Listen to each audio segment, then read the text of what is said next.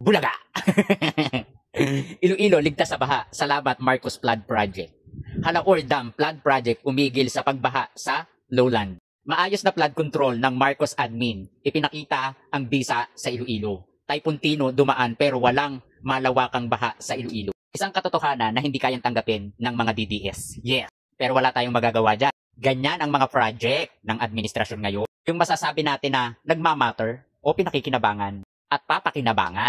Hindi na nangangamba ang mga taga Iloilo na sila ay babahain. Bakit? Successful nga yung project ng administrasyon ngayon. So ipagpatuloy natin ito sa panunood ng video na ito.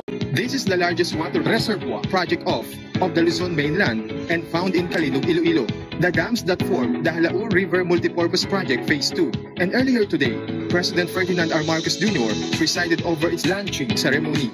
The JRMP2 has three key components: the irrigation development, the environmental and watershed management, and institutional development. Over 4 decades have passed since the completion of the project's first phase in 1982. In the time and reign of former President Ferdinand E. Marcos Sr., this project is expected to irrigate vast farmlands and is a cinch to prop up agricultural production not only in Panay but in the entire Western Visayas region. O mga DDS ha, huwag kayong magalit.